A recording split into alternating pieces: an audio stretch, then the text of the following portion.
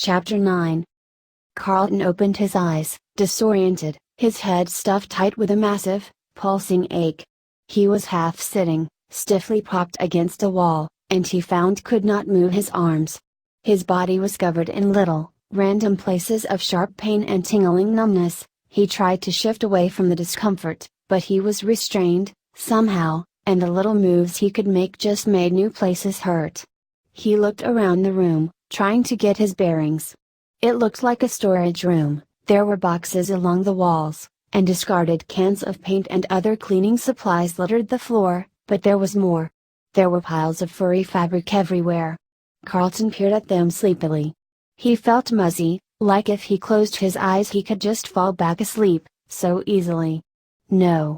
He shook his head hard, trying to clear it, and yelped. "Oh, no," he groaned, as the throbbing in his head demanded attention, and his stomach flipped. He clenched his jaw and closed his eyes, waiting for the pounding and nausea to recede. Eventually they did, fading back to something almost manageable, and he opened his eyes again, starting over. This time his mind had cleared a little, and he looked down at his body to see his restraints. Oh, no. He was wedged inside the heavy, barrel-shaped torso of a mascot costume, the headless top half of some kind of animal. His arms were trapped inside the torso section, pinned to his sides in an unnatural position by some sort of framework. The arms of the costume hung limp and empty from the sides. His legs stuck out incongruously from the bottom, looking small and thin in contrast. He could feel other things inside the mascot's torso, too, pieces of metal that pressed against his back and poked into him.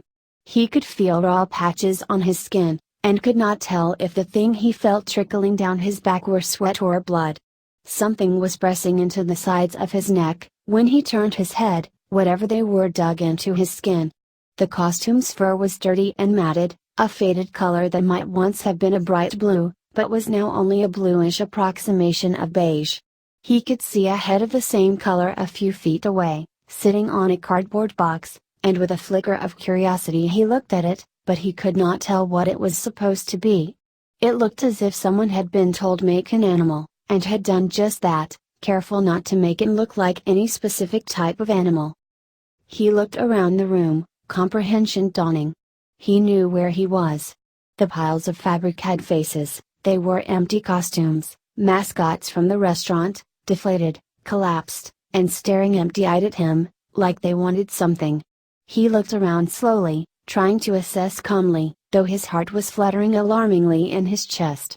The room was small, a single bulb overhead lighting it dimly and flickering ever so slightly, giving the place a disquieting impression of movement. A small metal desk fan, brown with rust, was gently oscillating in the corner, but the air it blew was heavy with the smell of stale sweat, costumes left unwashed for a decade. Carlton was too hot, the air felt too thick, like it was not as full of oxygen as it ought to have been. He tried to stand, but without his arms he could not brace himself, and as he moved, he felt another violent wave of nausea, and a sudden, angry surge of the pain in his head. "I wouldn't do that," a raspy voice muttered. Carlton looked around, seeing no one, then the door opened. It moved slowly, and somewhere beneath his terror, Carlton felt a twinge of impatience. "Who is it? Let me out of this," he said in panicked desperation. The door squealed like an injured animal as it glided open, almost of its own accord, the frame empty. After a moment's pause, a yellow rabbit poked its head around the corner, its ears tilting at a jaunty angle. It was still for a moment, almost posing, then it came in with a bouncing walk, graceful, with none of the stiff, mechanistic movements of the animatronic animal. It did a small dance step, spun, and took a deep bow. Then it reached up, and took off its own head, revealing the man inside the costume. "I guess I shouldn't be surprised," Carlton said, his nerves triggering an automatic wisecrack. "Never trust a rabbit, I say." It didn't make sense, it wasn't funny, but the words were coming out of his mouth without any input from his brain. He still felt sick, his head still ached, but he had a sudden, visceral clarity. "This is what happened to Michael. You are what happened to Michael." "Don't speak," Dave said. Carlton opened his mouth to answer back, But the smart remark died on his tongue when he saw the guard's face. He had seemed somehow faded when they met, depleted, ineffectual. But now as he stood over Carlton in his absurd-looking rabbit's costume, he looked different. His face was the same, technically, his gaunt features and sunken eyes, his skin that seemed to have worn thin, ready to snap from strain, but now there was a mean, undeniable strength in it, a rodentine vitality that Carlton recognized. It had occurred to Carlton years before, that there were two types of nasty people. There were the obvious ones, like his 6th grade English teacher who yelled and threw erasers, or the kid in 5th grade who picked fights with smaller children after school. That type was easy, their offenses public and brutal, but undeniable. But then there was the other kind of petty tyrant, those who grew spiteful with their small scraps of power, feeling more and more abused by the year, by family who did not appreciate them, by neighbors who slighted them in imperceptible ways, by a world that left them, somehow, lacking something essential. Before him stood someone who had spent so much of his life fighting like a cornered rat that he had taken on the mantle of bitter sadism as an integral part of himself. He would strike out against others and revel in their pain, feeling righteously that the world owed him his cruel pleasures. The guard's face, with its malevolent delight and Carlton's pain and fear, was one of the most terrifying things he had ever seen. He opened and closed his mouth, then, valiantly, found his voice. "What kind of a name for a serial killer is Dave?" he said. It came out as a trembling croak, lacking even the echo of bravado. Dave did not seem to hear him. "I told you not to move, Carlton," he said calmly. He set the rabbit's head down on a plastic crate of some sort and began fiddling with the fastenings at the back of his neck. "It's not an order, it's a friendly warning. Do you know what I've put you inside?" "Your girlfriend?" Carlton said, and Dave's face made a thin curve of a smile. "You're amusing," he said with distaste. "But no. You're not wearing a costume, Carlton, not precisely. You see, these suits were designed for two purposes, to be worn by men like me," he gestured fluidly toward himself, with something that might have been pride, "and to be used as working animatronics, like the ones you see on the stage. Do you understand?" Carlton nodded, or began to, but Dave's raised eyebrow stopped him. "I said don't move," he said. The neck of his costume came open, and he began to undo a second fastening at his back as he talked. "You see, all of the animatronic parts in that suit are still in it, they are simply held back by spring locks, like this." Dave went to the pile of costumes and selected one, bringing the fuzzy green top, headless, over to Carlton. He held out the costume, waggling two twisted pieces of metal that were attached to the sides of the neck. "These are spring locks," he said, and brought the piece of metal so close to Carlton's face he almost could not focus his eyes on it. "Watch."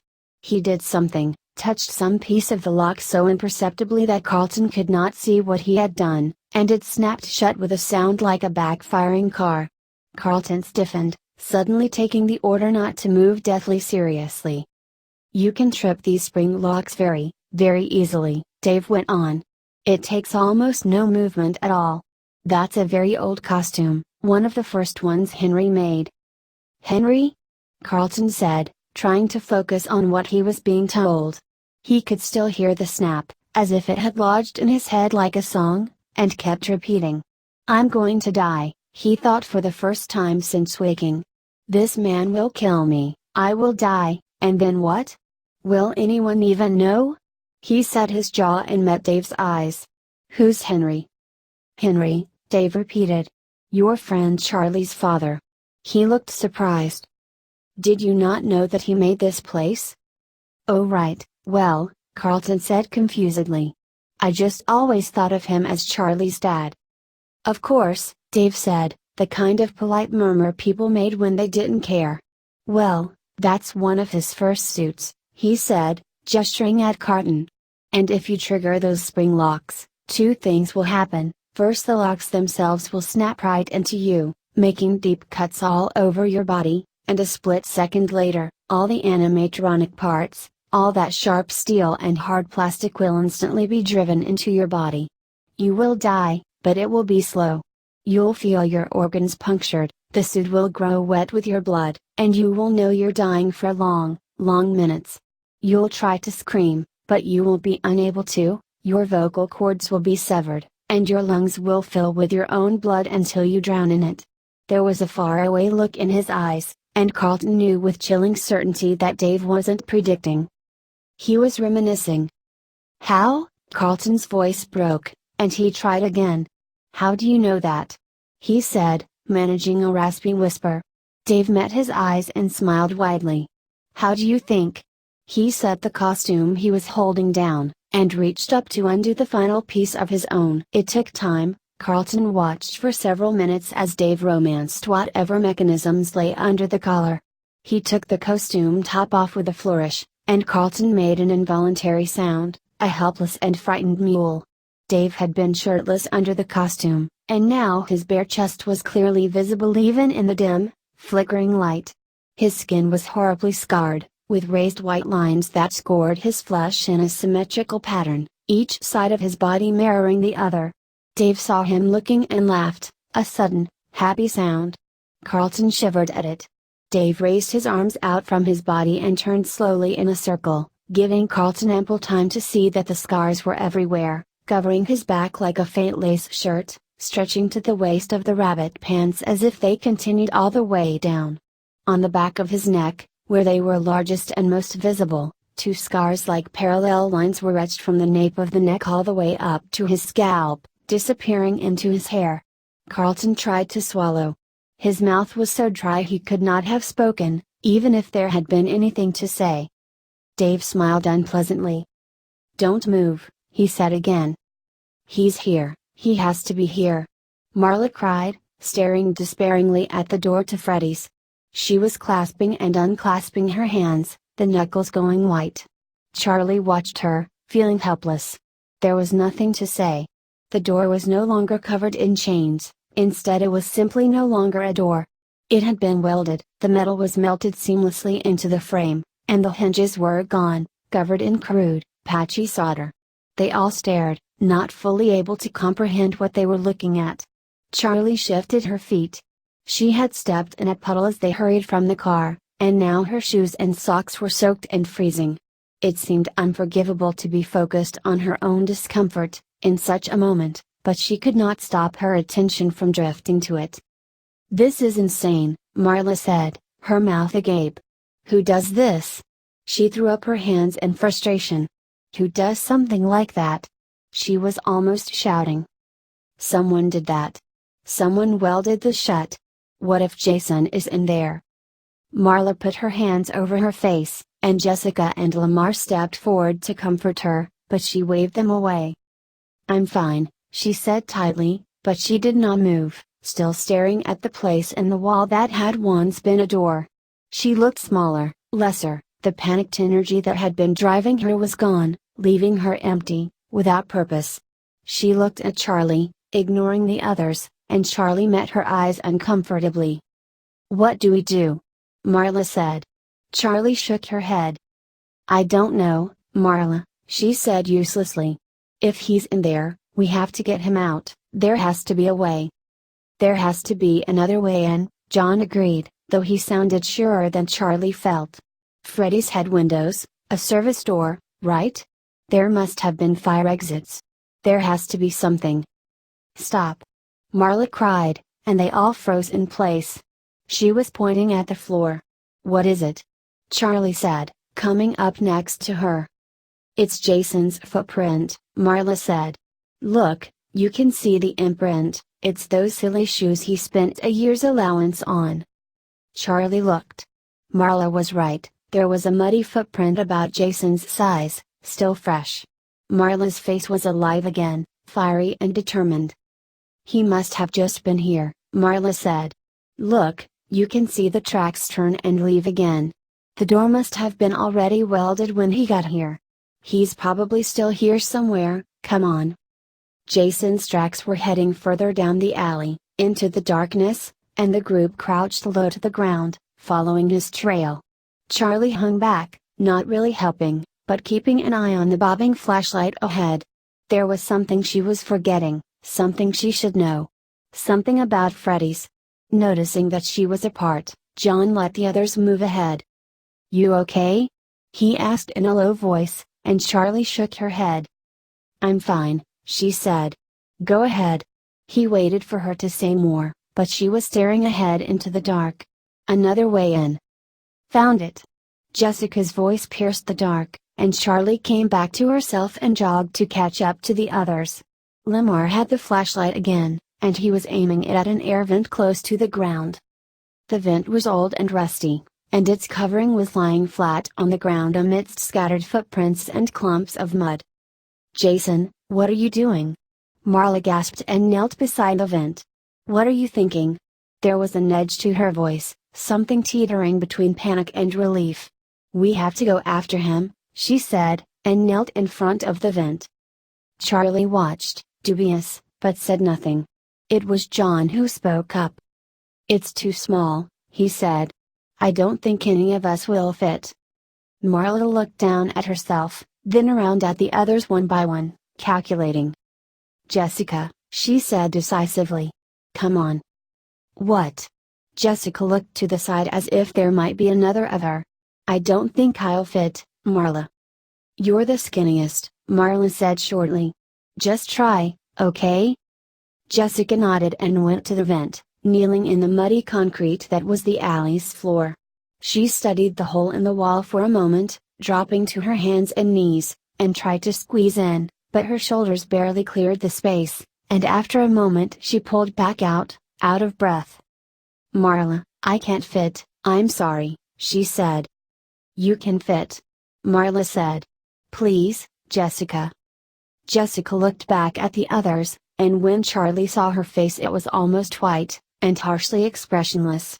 "She's claustrophobic," Charlie thought, but before she could speak, Jessica was back at the air vent, twisting herself, trying again to fit. "Please," Marla said again, and Jessica shot back out like something had bitten her. "I can't, Marla," she said, her breathing shallow and fast, as if she had been running full out. "I don't fit. There has to be another way in." Charlie stepped in, reaching her arm between Marla and Jessica as though breaking up a fight. Charlie closed her eyes, trying again to remember. She pictured the restaurant, trying to see it not as they had the last few days, but as it had been years before. The lights were bright, it was full of people. "It used to get hot, stuffy," she said.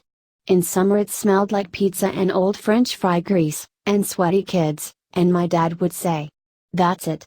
He would say, 'Whose brilliant idea was it to put a skylight in a closet?'"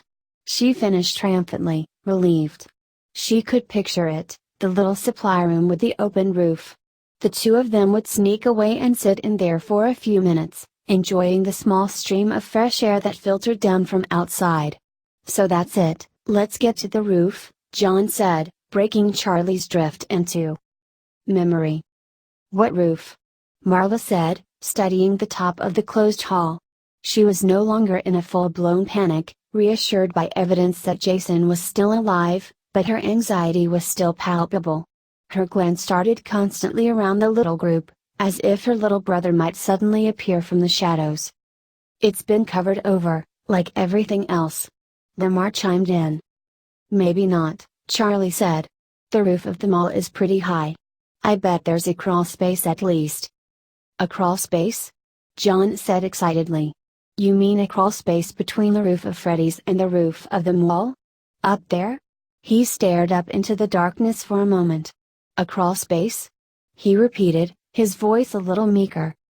Charlie was busy studying the ceiling of the corridor, measuring it in her head against what they had seen of the outside of the building. It was different, she was sure of it. "This isn't the roof to the mall, it's not high enough," she said, feeling a spark of encouragement. She set off briskly down the hall, not waiting for the others. They followed, trailing behind her, and the space above her suddenly illuminated as Lamar caught up and cast the beam of the flashlight upward. Charlie was going back and forth, looking from wall to ceiling and back again, and trying to picture the space outside. "The ceiling of this hall is probably level with the roof of Freddy's." Jessica's voice came from behind Charlie, who startled briefly. She had been so intent on her pursuit she had lost track of her friends. "We have to get up there," Charlie said, and turned back to the group, expectant. They looked blankly at her for a second, then Lamar's arm moved reflexively, like he was about to raise his hand. He caught himself and cleared his throat instead. "I hate to point out the obvious, but," Lamar said, gesturing. About 10 feet ahead of them, a maintenance ladder rested against the old brick. Charlie grinned and hurried to the ladder, waving for John to follow. They grabbed it together. It was heavy, metal and covered with spatters of paint, but it was manageable to carry. When Charlie had a firm grip on one side of the ladder, she turned her face back to the ceiling, searching. "There is probably a hole, or a hatch, or something," she said. "A hole, or a hatch, or something?" John echoed with a half-smile as he lifted the other end of the ladder. "Do you have a better idea? Now, come on." She jerked the ladder forward, so hard John stumbled and almost fell. They moved slowly. With only one flashlight, they could not see where they were going and examined the walls at the same time, so every few yards they stopped, and Lamar ran the light back and forth across the place where the brick wall met the dripping ceiling of the makeshift hallway. Though it slowed them down, Charlie was grateful for the brakes. The ladder, industrial metal, was heavy. She could have asked the others to switch off, but it felt essential, somehow, that she be part of the physical process. She wanted to help. Marla's agitation was growing as they went, and after a few rounds of movie and scan she started calling Jason's name softly. "Jason. Jason, can you hear me?" "He's inside," John said shortly. "He can't hear you." His voice was trained with the weight of the ladder. He had the wider end, and he sounded almost snappish. Marla glared at him. "You don't know that." "Marla, stop it," Jessica said. "We're doing everything we can." Marla didn't answer. A few minutes later, they came to the end of the alley. "So now what?" John said. "I don't know," Charlie said, puzzled. "I was positive that we would find something."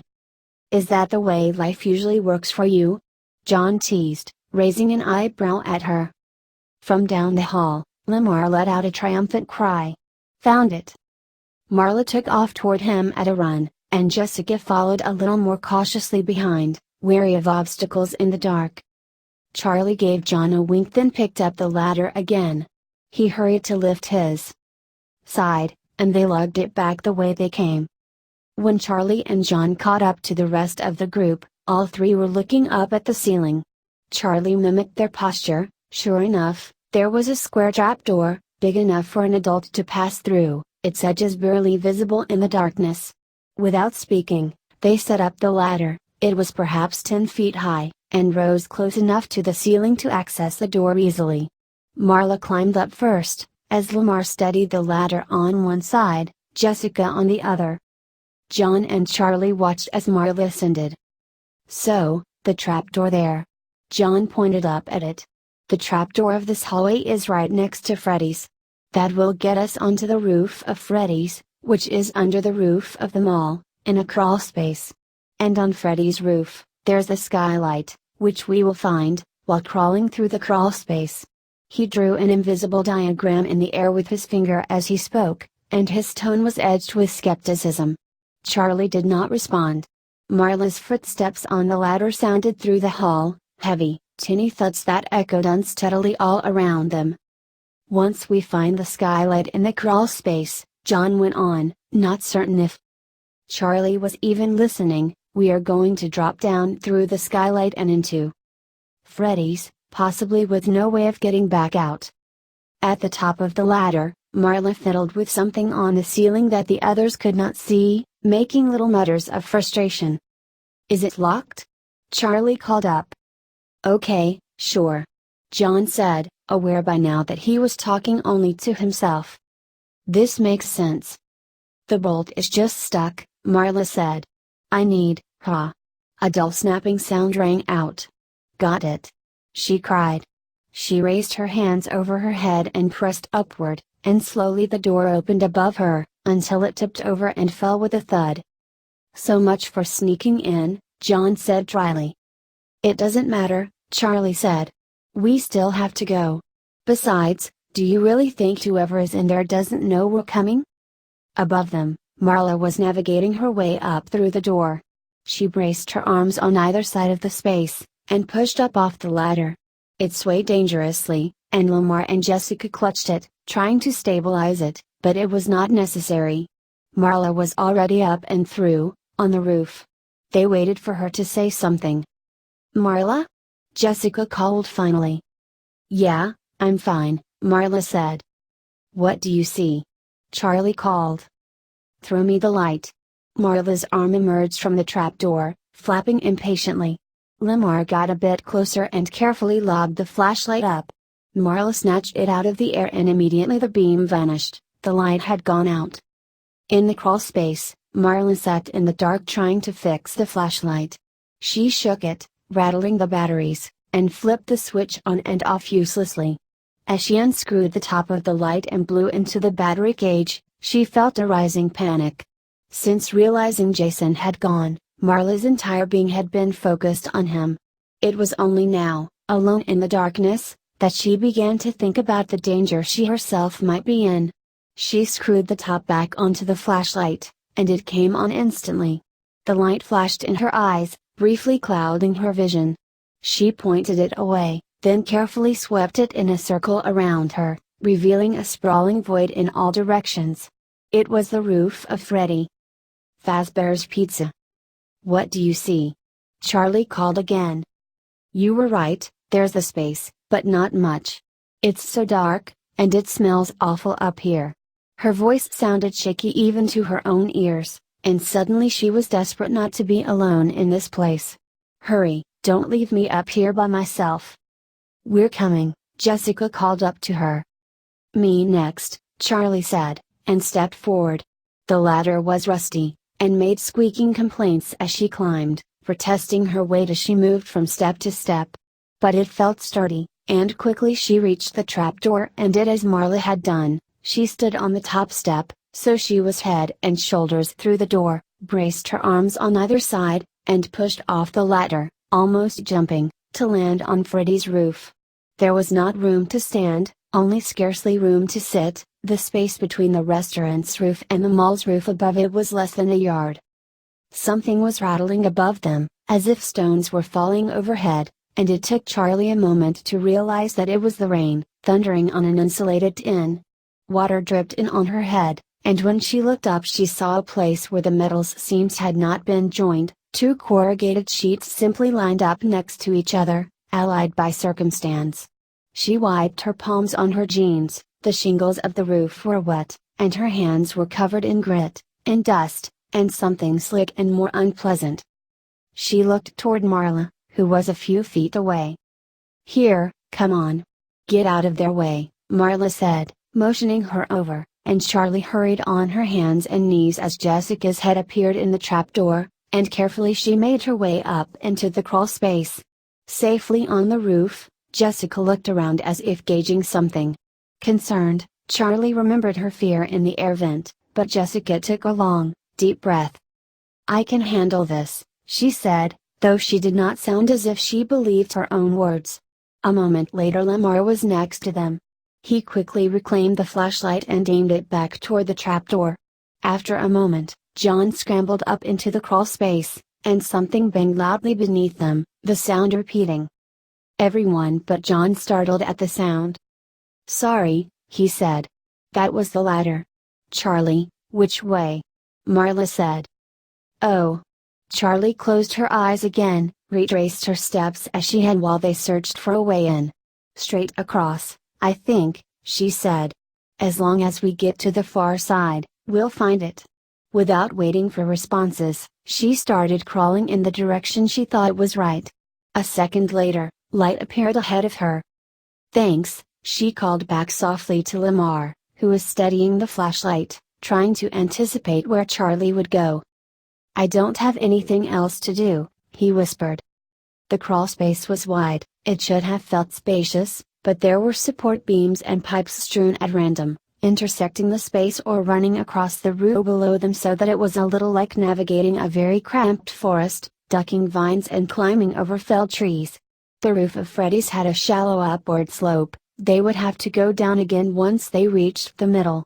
The shingles beneath their hands and feet were soggy in a deep, swollen way that suggested they had not been truly dry in years, and a moldy smell rose from them. Every once in a while Charlie wiped her hands on her pants, knowing they would only be clean for a moment. From time to time she thought she heard something skitter by, sounds a little too far away to be coming from their group, but she ignored them. They have more right to be here than we do, she thought, though she was not certain what species they might be. The roof above them followed a bizarre pattern, sloping up and down without regard to the roof beneath, so that at one point it opened 4 feet above their heads, then at another plunged downward, so close that it grazed their backs, forcing them to duck their heads and wriggle awkwardly through. Jessica was right behind Charlie, and from time to time she could hear her friend make soft, frightened noises, but every time she looked back, Jessica just nodded, stone-faced, and they continued, until they reached the edge of the roof, and the wall that marked it. "Okay," Charlie called, half turning behind her. "It should be near here, let's spread out and look."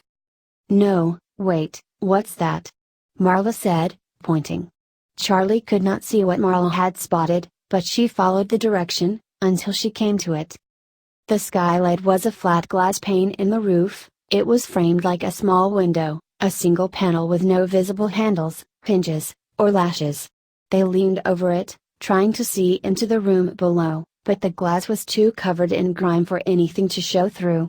John reached forward and tried to clean it with his sleeve. He came away with the arm of his shirt black, but it had done no good. At least half the dirt was on the other side, and the skylight was still opaque with filth. "It's just a closet, it's okay," Charlie said. "But is anyone in the closet?" Lamar said. "It doesn't matter," said Marla. "We don't have a choice now." Everyone looked at Charlie, who looked thoughtfully at the skylight. "It swings in," she said. "You pull down on this side," she pointed, "and it swings. There's a latch on the inside, right there." She touched the side of the skylight, thinking. Maybe if she pushed on it, and it gave way almost instantly, jolting her with a sudden, panicked sense of falling, even though her weight was solidly on the roof. "That's kind of narrow," John said. The skylight did not open all the way, the glass just tilted inward a little, barely enough for a person to slip through. "I didn't build it," Charlie said, slightly irritated. "This is it, so if you're going, go." Without waiting for a response, she swung her legs over the sill and lowered herself down, dangling for a moment in the dark. Closing her eyes and hoping the floor was not as far away as she remembered, she let go, and fell. She landed, and the shock of impact ran through her legs, but it passed quickly. "Bend your knees when you land," she called up, and got out of the way. Marla dropped through, and Charlie went to the door, trying to find the light switch. Her fingers stumbled across the switch, and she flipped it up. The old fluorescent lights clicked and buzzed, then slowly a dim and unreliable glow filled the space. "All right," she whispered with a thrill of excitement. She turned around, and as something brushed her face she had a fleeting impression of big plastic eyes and broken yellow teeth. She screamed and leapt back, clutching for balance at shelves that swayed as she grabbed them. The head she had touched, an uncovered wire frame for a costume with nothing but eyes and teeth to decorate it, wobbled precariously on the shelf beside Charlie, then fell to the ground. Her heart still pounding, Charlie brushed at herself roughly as if she were covered in spider webs, her legs unsteady as she moved back and forth with agitation. The head rolled across the floor, then came to rest at her feet, looking up at her with its cheerful, sinister smile. Charlie jerked back from the ghastly grin, and something grabbed her from behind. She tried to yank free, but she was stuck, a pair of metal arms wrapped around her. The bodiless limbs clung to her shirt, their hinges biting into the cloth, and as she tried to wrest herself away her hair was caught, too, tangling her deeper into the wire until she felt as if she would be consumed. Charlie screamed again and the arms reached out further, almost seeming to grow as she struggled against them. She fought back with all her strength, fueled by terror and a base, frantic fury that this thing would hurt her. "Charlie, stop!" Marla cried. "Charlie!" Marla grabbed her arm, trying to stop her frantic movement, using one hand to disengage Charlie's hair from the metal frame. "Charlie, it's not real, it's just robot parts," she said, but Charlie pulled away from Marla, still in a panic, and smacked her head into a cardboard box. She cried out, startled, then the box overturned and eyes the size of fists fell to the ground like rain, showering down with a clatter and rolling everywhere, covering the floor. Charlie stumbled and stepped on one of the hard plastic orbs, and her feet went out from under her. She grabbed at a shelf and missed, and fell on her back, landing with a thud that took the wind out of her. Stunned and gasping, she looked up. There were eyes everywhere, not just on the floor, but in the walls. They looked out at her from the dark, deep-socketed, shadowed eyes peering down from the shelves all around her. She stared, unable to look away. "Charlie, come on." Marla was there, kneeling anxiously over her. She grabbed Charlie's arm again and pulled until Charlie was upright again. Charlie still did not have her breath back, and as she inhaled thinly, she began to cry. Marla hugged her tightly, and Charlie let her. It's okay," Marla whispered, as Charlie tried to calm herself, looking around the storeroom for distraction. "It's not real," she told herself. They were in a storeroom, just a closet, and these were all spare parts. The air was thick with dust, and it tickled at her nose and throat as it poured off the shelves, still unrestful. The rest of the group dropped through the skylight one by one. John came last, landing in the middle of the room with a thump. Jessica sneezed. "You okay?" John said as soon as he saw Charlie. "Yeah, I'm fine." Charlie disentangled herself from Marla and crossed her arms. Still collecting herself. "You know we can't get back up through there," John said, looking up at the skylight. "We just need something to stand on," Charlie said. "Or we can climb a shelf." Jessica shook her head. "No, look at the way it's opened." Charlie looked. The skylight opened downward, so the pane of glass sloped in at a gentle angle, just enough to have let them through. To get out, they would have to, "Oh," she said. There would be no getting out. However close they got to the skylight, the pane of glass would always be in the way, sticking out into the precise space they needed to pass through. If anyone tried to get a grip on the roof, they would have to lean so far over the glass that they would fall from the ladder. "We might be able to break the glass," John started. "But the metal frame is going to be dangerous to climb over, even more dangerous with shards of broken glass." He fell silent and thought it through again, his face grim. "It doesn't matter," Charlie said. "We'll find another way out. Let's start looking."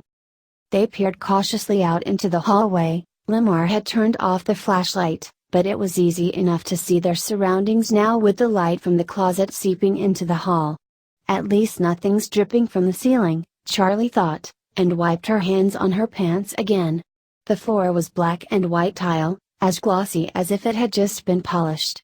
There were children's drawings on the walls, rustling with the air from the open skylight.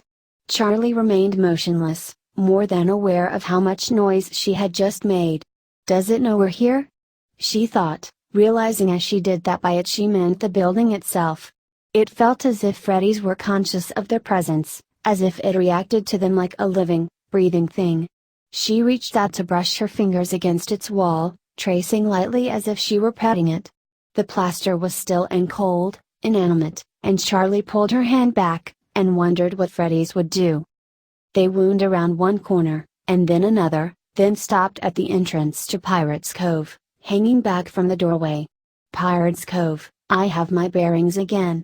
Charlie gazed at the little stage, no longer lit, and the curtain that hid its sole performer.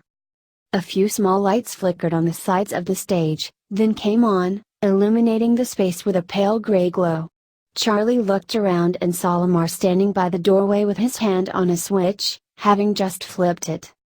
"We don't have a choice," he said defensively, gesturing to his flashlight. Its light was failing. Charlie nodded resignedly, and Lamar switched off the dying flashlight. "I want to take a look in this control room," Marla said, pointing to the small door nearby. Lamar, come with me. The rest of you try the other one. If we each take one set of cameras we can see the whole restaurant. If Jason's in this place, we'll see him. I don't think we should split up, Charlie said. Wait, said Lamar, and handed John the dead light, freeing his hands. From his pockets he produced 2 walkie-talkies, large black boxy things Charlie had only seen attached to police officers' belts. Where did you get those? She asked, and he smiled mysteriously. I'm afraid I can't tell you that, he said. He stole them from Carlton's house. Jessica stated plainly, taking one from his hand and examining it. No, they were in the garage. Mrs. Burke told me where to find them. They work, I tested.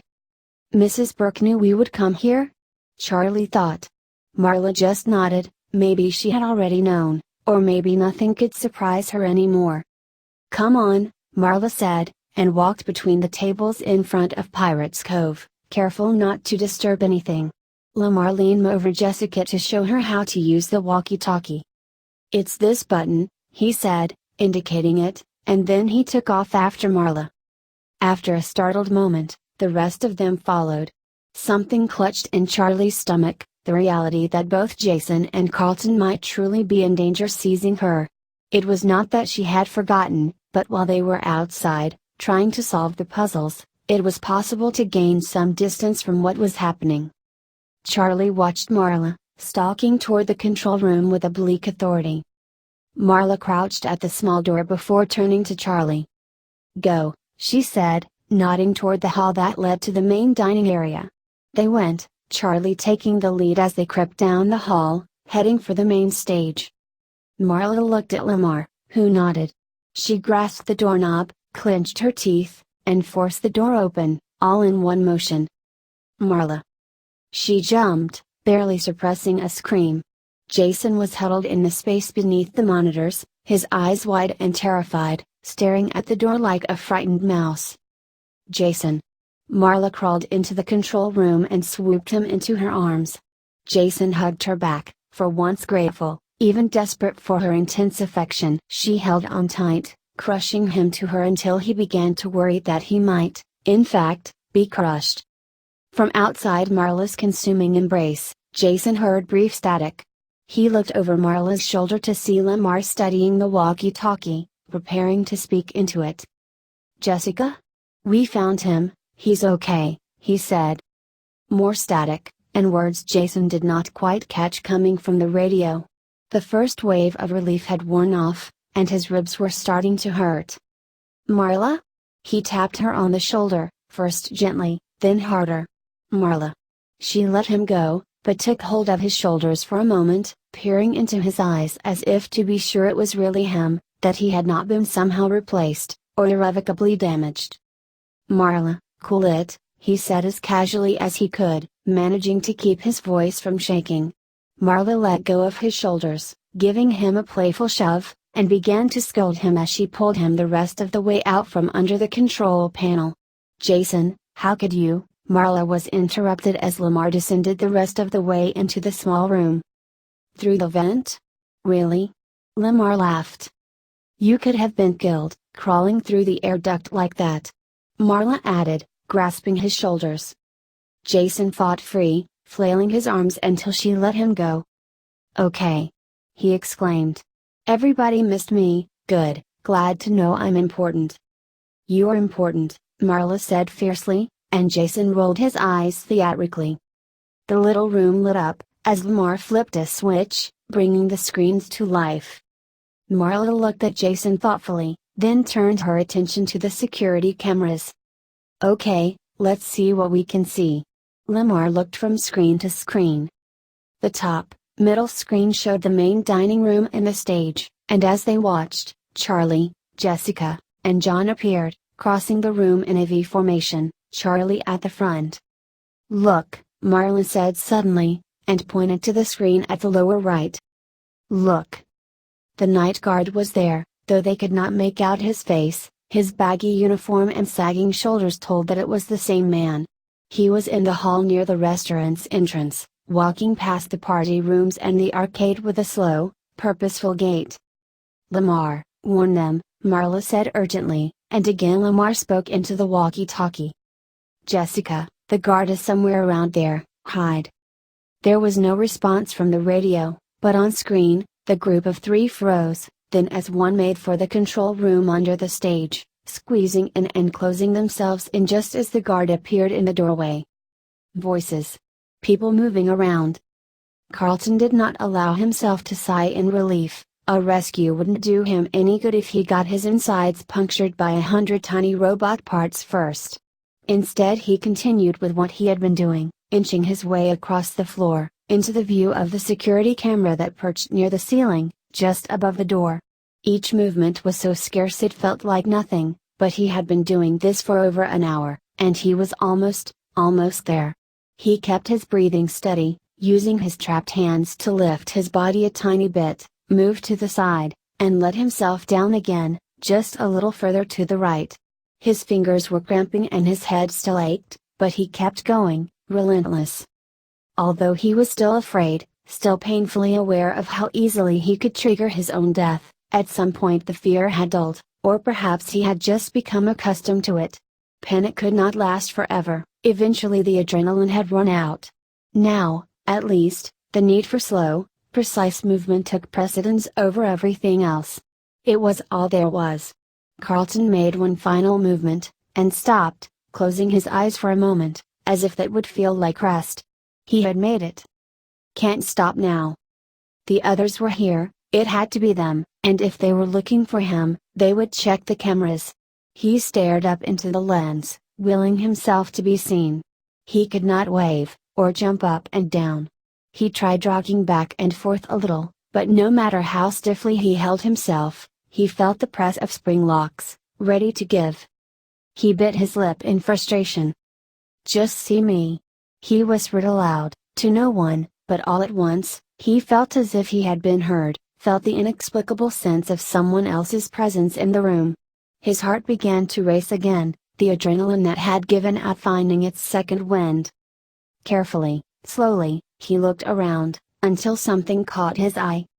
It was only one of the costumes, slumped empty in the shadows, half hidden in the corner of the room. It was motionless, but its face was pointed directly at him, as if it were staring at him. As Carlton looked back, he realized that deep within the recesses of the costume's eye sockets, were two tiny glints of light. He felt little muscles twitch, a restrained shudder running through his body, not quite enough to get him killed. He did not look away. As Carlton held the creature's gaze, he felt himself begin to calm. His heart's pounding eased, and his breath grew even. It was as though suddenly, he were safe, though he knew the suit he was wearing was still only one flinch, one startled jump, from killing him. Carlton kept looking at those two pinpoints of light, and as he did, he heard a voice, and in a gasping instant it was as if all the air had been sucked from his lungs. As the voice spoke, that voice he would have known anywhere, that voice he would have given anything to hear again, Carlton began to weep, using all his will to keep his body from shaking. The eyes in the dark were intent on his face as the voice went on, speaking secrets to Carlton in the ringing silence, telling him things that he dreaded, things that someone had to hear. Hey guys, what's going on? Thank you so much for watching today's episode. If you guys want to watch more like it, please subscribe to my channel and become part of the video game fanfiction plot. And please leave a comment down below and hit that like button. If you guys have any suggestions on any stories you guys want me to read, don't hesitate. They're always welcome here in the video game fanfic plot. That also goes for video games. Until next time, goodbye!